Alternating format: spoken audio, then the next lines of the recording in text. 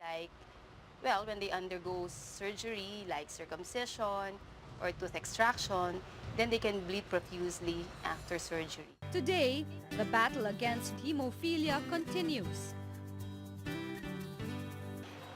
First, they have to educate themselves about hemophilia.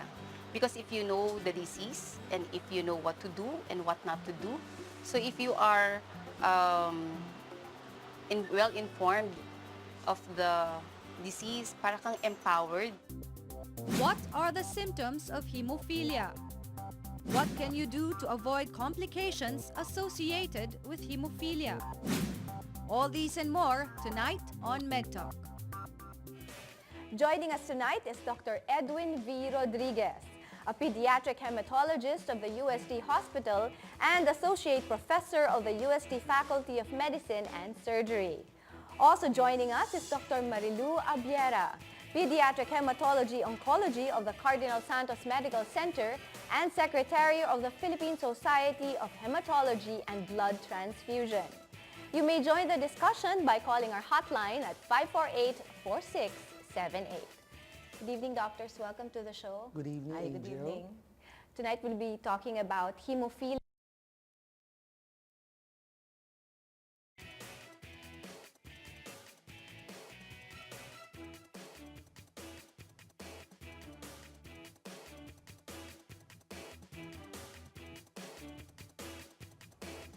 This program aims to find solutions to your medical queries.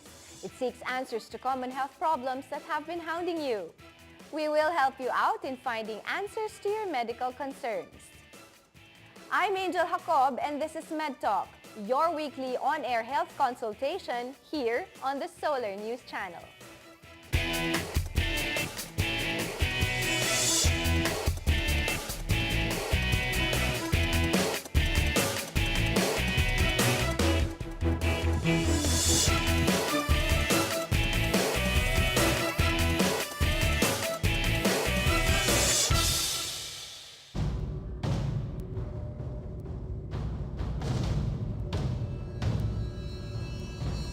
Hemophilia is a rare but debilitating bleeding disorder in which the blood does not clot normally. They can actually bleed into any parts of the body. Majority of bleeding episode in people with hemophilia is internal. So sa loob ng joints or mga muscle bleeding or intra-abdominal. So rarely do they bleed externally like, well, when they undergo surgery like circumcision or tooth extraction, then they can bleed profusely after surgery. Today, the battle against hemophilia continues. First, they have to educate themselves about hemophilia. Because if you know the disease and if you know what to do and what not to do, so if you are well informed of the disease, para kang empowered. What are the symptoms of hemophilia? What can you do to avoid complications associated with hemophilia? All these and more tonight on MedTalk. Joining us tonight is Dr. Edwin V. Rodriguez, a pediatric hematologist of the UST Hospital and Associate Professor of the UST Faculty of Medicine and Surgery. Also joining us is Dr. Amurao-Abiera, Pediatric Hematology-Oncology of the Cardinal Santos Medical Center and Secretary of the Philippine Society of Hematology and Blood Transfusion. You may join the discussion by calling our hotline at 548-4678. Good evening, doctors. Welcome to the show. Good evening, Hi, good Angel. evening. Tonight we'll be talking about hemophilia. From what I understand, it's a disease that has been passed on by Queen Victoria to all of her children. But what exactly is hemophilia and how do we understand this rare disease? Dr. Abiera? Hemophilia is actually a bleeding disorder. It is congenital, meaning it starts from birth, and it is inherited, meaning may genetic background yan. So a female, no, actually it's called, it's a sex-linked disease, meaning to say that the abnormal gene is placed on the X chromosome, and therefore the female having two excess, one being abnormal, can pass it through to his sons and to some daughters. Hence the link of Being the sex-linked. origins, yes, being But sex-linked means that since there are only one X in the male, it's the male that manifests the disease. And there are two X's on the female side, wherein the normal X deactivates the abnormal one. Therefore, females are carriers. Okay, and can the female pass this on to their daughters, or is it only passed on to their sons since it's the abnormal gene? By virtue of genetics and inheritance, yes. But as I've said, daughters are carriers. You mentioned bleeding disorder. Let's get to know more about what is a bleeding disorder in relation to hemophilia. Well, a bleeding disorder is a condition in which manifestations related to easy bruising, bleeding in the gums or mucous membranes, or in females, prolonged profuse menstruation. Now, in order to understand how bleeding happens, we have to know that there are three important components of bleeding. One is the blood vessel, the second will be the platelets, and the third will be the clotting factors or the coagulation factors. And if, for example, a patient has a cut, okay, all these three components simultaneously work to form a blood clot and stop the bleeding. So the blood vessel constricts or closes, the platelet forms a plug to stop the bleeding, and the clotting factors form on top of the platelet to seal the clot. So any disruption in the blood vessel, the platelet, or the clotting factors can lead to a bleeding disorder. So the normal individual who suffers a cut or goes through surgery will have all these three that you mentioned in order, so to speak. Yes. In order to stop bleeding, all three components must work effectively and simultaneously. But when one has been diagnosed or when one has hemophilia, how do these three affect the person or the patient? All right. Now, in hemophilia, the problem is in the coagulation or clotting factors. And therefore, in hemophilia, there is either a defect or a deficiency in one of the clotting factors. And therefore, lacking one clotting factor means the clot may not be effectively formed. And therefore, it is easy for that patient to bleed over and over again. Now, aside from that, platelet function is also affected in hemophilia. That's why there are some drugs which may not be safely taken by hemophiliac patients. And so basically the problem is a deficiency or a defect in the clotting factor of a child. Okay. So you mentioned a child, no? And we go back to this being inherited. Since you're pediatricians, what are the manifestations of a child who has hemophilia? And let's take into consideration hemophilia A and hemophilia B. Okay, you begin to suspect a patient or a child with a bleeding disorder when, one, we get a history that this child had incurred hematoma with a simple injection following a immunization. Sometimes we get history of recurrent bruising, especially over the bodies that tend to be, not susceptible to trauma. Like, for example, sa body, and then the bruises kind of bigger and deeper. How do they look like, or what color are these bruises? No, the bruises usually will range from, if it is fresh, from dark blue, no? And then as it resolved, then it changes its color from dark blue to green to yellow and so on, no? The thing is, once the parents would notice that, then they go to the pediatrician. Pediatrician would try to request for basic tests like simple CBC and platelet, and then the simple coagulation test of PT and PTT. And usually in hemophilia, it's the PTT that is abnormal. PTT again is? It's a partial thromboplastin kind. It's a clotting test. So it's done ex vivo. It's done outside the body in the laboratory. So there's a normal range for that. And usually it takes time for the clot to form. And so they began out to suspect that the result is abnormal. then they are subsequently referred to a hematologist where further testing are done and confirmed. No? And usually we confirm it by doing assays. So we do assay or try to quantify the factors. No? And commonly, we request for factor 8 and 9 because these are the ones that are most common. What are factors 8 Okay, and 9? these are proteins. These are proteins that are necessary to produce the clot. And so, if these are lacking, then your tendency to form a clot is impaired. And when we say so factor 8, factor 9, so there are actually 1 to 13 factors. Yeah. No? So 8 and 9 are the most common. So factor 8 deficiency is called hemophilia A, and factor 9 deficiency is called hemophilia B. Okay. So is there a difference between the A and the B that is Well, more clinically, common? if we base it on clinical manifestations or the way they appear in terms of signs and symptoms, there is no difference because the clinical manifestations involve mostly the joints, bleeding in the joints and bleeding in the muscles. However, if we do the laboratory tests that Dr. Abiera was mentioning, we can actually differentiate hemophilia A from hemophilia B because of the missing clotting factor.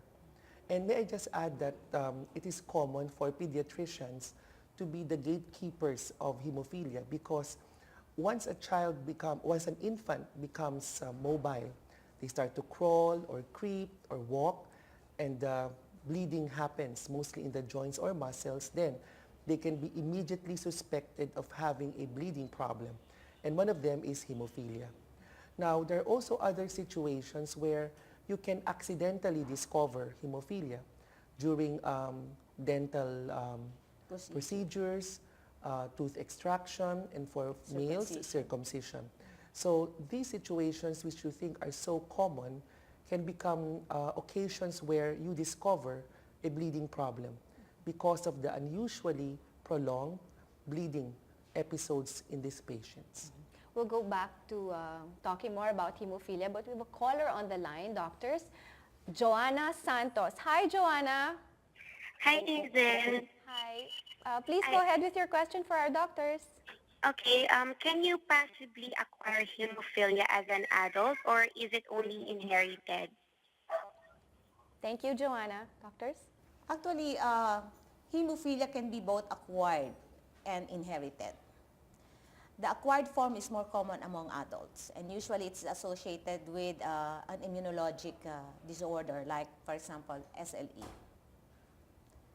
And well, I'm a pediatrician, so I don't have any experience with adult hemophilias, but they do bleed a lot. The only difference is that the joint bleeding is, I don't think it's very common in acquired hemophilia. It's more of deep-seated skin and muscle bleed with acquired hemophilia. Whereas in inherited hemophilia, the most commonly involved bleeding sites are the joints and the muscles. When we say of bleeding joints and muscles, sometimes our visual of bleeding is one that we see. You know, one that is actually gushing, one that is actually very present and non-stop. Very visual. Very visual, no? But when you say joints and muscles that are bleeding, how do you describe that? Well, it can also be very visual because in a bleeding joint, the joints become swollen. Sometimes they become red because of the inflammation. And the same goes true for muscles which bleed. They're also swollen and very painful. And we can see most of our hemophiliac patients with limping gaits, meaning they cannot walk straight because especially in the knees or in the foot where the bleeding, or ankles where the bleeding happens, it can immobilize them or make it difficult for them to walk. So you can actually visualize bleeding in the muscles and joints because they are basically swollen, and and over time the bleeding joint becomes deformed and therefore is very visually appreciated as a deformed joint. And not to be mistaken as arthritis. Well, it can be mistaken as arthritis, and in fact, hemophiliacs who repeatedly bleed in joints can develop arthritis. especially if the treatment is incomplete and the blood clot is not completely removed. It can become a focus of tissue formation that can become actually a secondary form of arthritis. Actually, may I add? Yes, doctor. The most important symptoms with joint bleeding actually is pain. So when these patients would complain already of pain, especially if they are unable to move it, then that's an evidence that the patient is bleeding in his joints. The danger, this is now the danger with our severe hemophilia patients.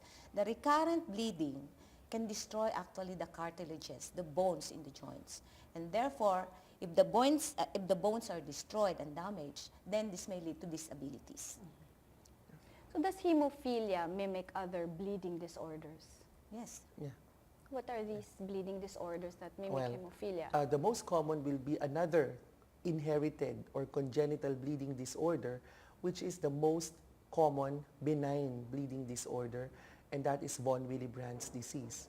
In fact, there is one type of von Willebrand's disease that resembles hemophilia. Now, the big difference is really one, von Willebrand disease can affect both males and females.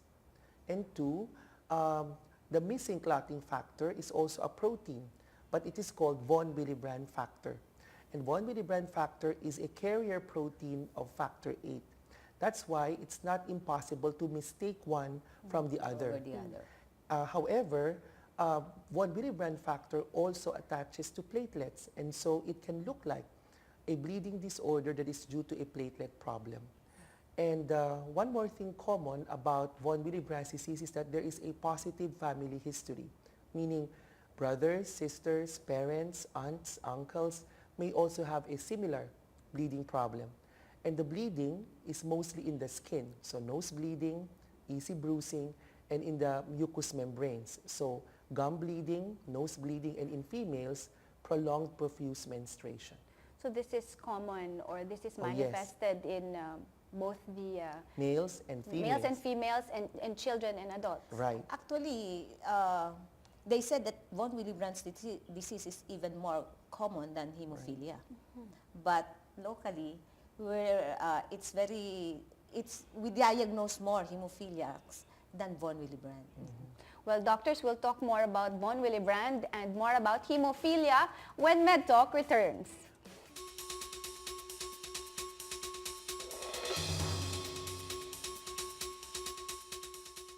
Did you know that hemophilia was once popularly tagged as the royal disease? According to the British Medical Journal in 1868, Queen Victoria of England was a carrier of the hemophilia gene.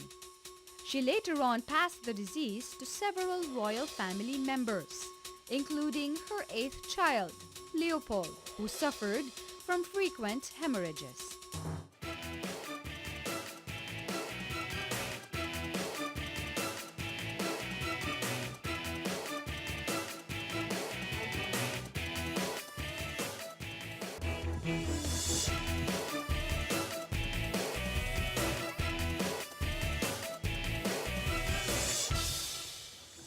We're back here on MedTalk, still talking about hemophilia.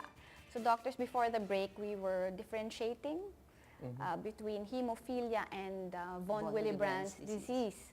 Now let's go to the treatment that one should have if one is diagnosed with hemophilia and von Willebrand's disease. Dr. Abiera. Okay, treatment for hemophiliacs and von Willebrand's are given when they are bleeding. Only when they are bleeding. Only when they are bleeding. It depends on the site and the severity of the bleed. And usually, the treatment is giving these patients what is deficient in them. Since hemophilia is factor 8 deficiency, then we give them factor 8, but in the form of concentrates and in the form of blood transfusion. Even as children, they get blood transfusion Right. already? Yes. Okay. And among the blood components that we use in treating hemophilias are cryoprecipitates and fresh frozen plasma. But right now, the safest way to treat them, when I say safest, the risk for viral, viral infection from transfusion is giving them concentrates. Okay, what is inside this? These concentrate? are actually a concentrate of what is the missing factor, factor 8 or factor 9 proteins. Okay. And that is readily available here in the country. Right. A factor concentrate, a corollary to what the Dr. Abiera's comment, is actually a powdered form of the factor. And it is readily available in the country. However, it's quite expensive, relatively expensive as compared to the blood components that we use. But I agree that it is safer and I think is more useful in terms of providing the adequate levels. More predictable and more consistent amounts of factors are available in concentrates compared to blood components. So doctors, we have another caller on the line. Good evening, John Sarmiento. Hello po, good evening po. Hi, go ahead with your question. Should a person with hemophilia avoid cuts or wounds? Thank you, John. Should a person with hemophilia avoid cuts or wounds? Dr. Oh yes. No, that's why any person who has a bleeding tendency should have a well-rounded knowledge on what bleeding precaution is. No, like for example, as much as possible, they should refrain from using sharp, like yung mga razor, di ba? Okay. Diba? So electric razor ang recommended nila. The other thing is when they become old enough, wanted to engage in sports, then they should prevent themselves from engaging into contact sports. Although sports is one of the recommendations is for these people to also strengthen their muscles through sports. But there are sports that they can participate in. Like what? For example, is swimming, or low impact running or walking, no? Just so to be able to strengthen their muscles and joints. Because by doing so, they are able to prevent or minimize the recurrent bleed. Because, if the hemophiliacs bleed on his joints, kadalasan yan, they become immobilized, they will not even tend to, to move. And to the point that the muscles become atrophic, weakened. So ang nangyayari, they tend to bleed more. And they tend to give more treatments, which is quite expensive. Doctors, we have a question now from Twitter.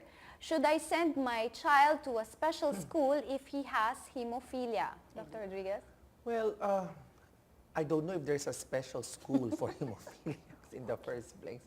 But I think since there's no special school, I think there's no need to send them to a special school.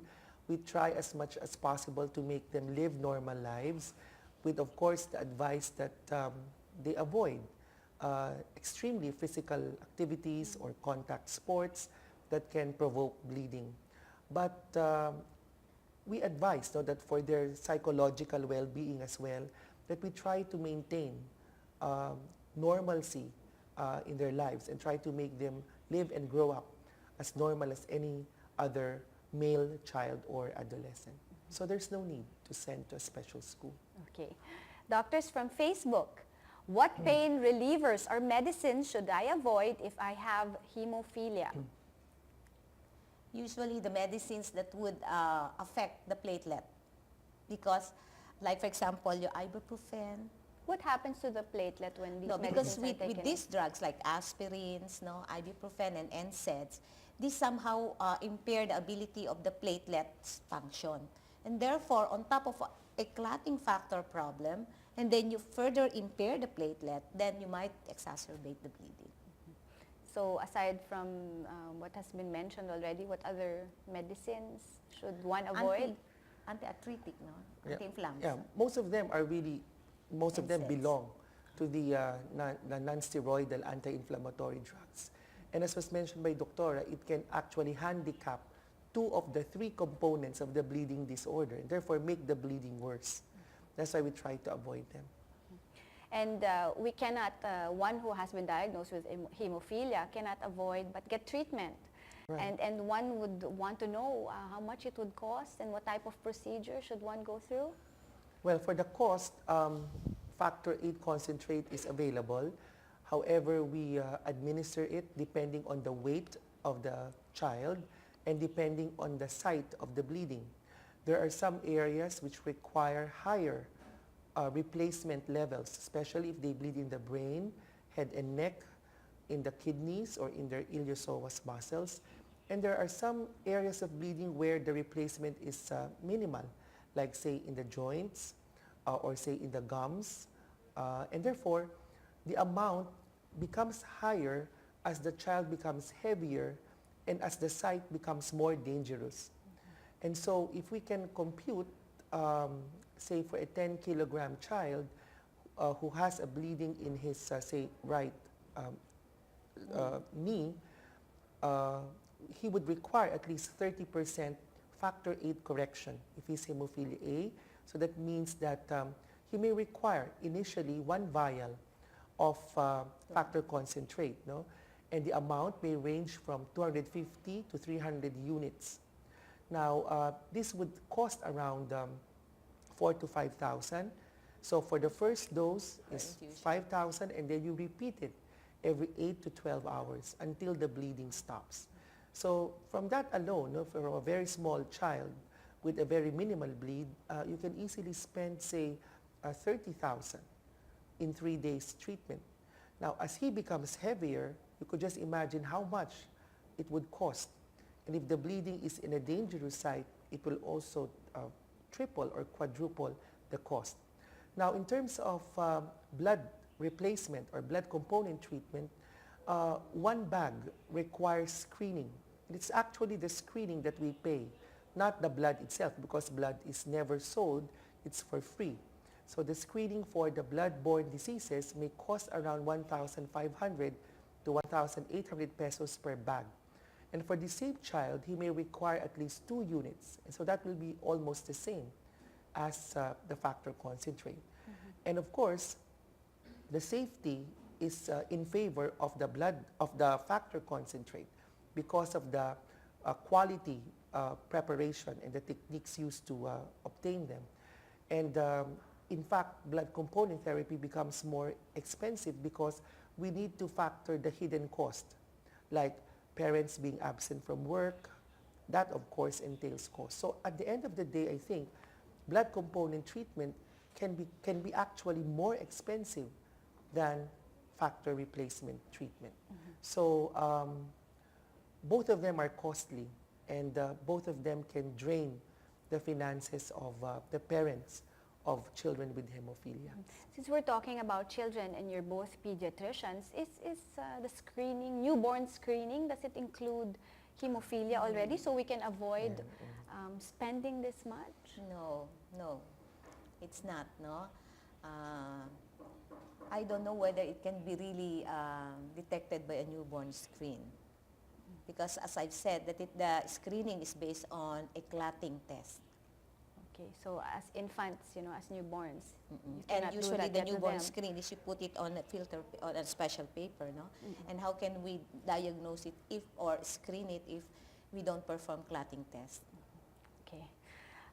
So, it may not be included in newborn screening, but if detected early, then it can be treated. Is it a lifelong disorder, disease? It is. It is a lifelong disorder, and it's there forever and ever. And we just have to teach our patients, the hemophiliac children who will later become adolescents and adults, how to handle bleeding episodes and how to prevent them, more importantly. Because the complications of hemophilia into adulthood can either be a result of the disease itself or from the psychosocial or psychologic impact of the disease. So they become crippled, they may have HIV, hepatitis B or C from the blood transfusions, and as a complication of the treatment, they may also have inhibitors. And as I've mentioned, transfusion transmissible infections. And of course, on the psychosocial side, they may develop mood disorders, depression, some of them, and sometimes passive aggression. And therefore, it is important that we educate both parents and our children who have hemophilia about how to take care of themselves into adulthood. And in educating the parents and the children, the adults who have hemophilia, there's a national hemophilia organization that can help teach and educate everyone around them to understand more about this disease. Please tell us a little bit about this before we say goodbye. Dr. Abiera? Well, there is actually a support group that has been formed, no? And they call it HAPLOS, but I think there are 2 already, right? So there's Anyway, HAPLOS, there's and there's a- another one. There's HEMAS. No, actually, the HAPLOS was initiated when I was still training. And we started with a core group of 17 families from UST. And then we started meeting together, and then the meeting became more frequent every now and then. And then one of the parents said, why don't we form a group because we have a common denominator? And then thus, the HAPLOS was born, and it became now the foremost support group of the hemophilia. The aim, I think, is to be able to empower its members, to increase their not awareness, but rather understanding of the disease. Because as Dr. Rodriguez Yes. said, Yes, doctor. okay, it does not only affect the physical, the mental, but also the family dynamics, no, of the patient. We get patients na madalas naghihiwalay yung mag-aasawa Because they don't understand. the husband, no, blames the mother for the disease. Because she is the carrier. You know. So, well, you mentioned empower, Dr. Abiera. Thank you very much for empowering all of us to understand this not so common blood disorder. Right. Thank you very much, Dr. Rodriguez, also for your time. Welcome. Our pleasure. Again, we'd like to thank our doctors for enlightening us more about hemophilia. Join us again next Tuesday, 10 p.m. on the Solar News Channel. This is Angel Jacob for MedTalk. Good night.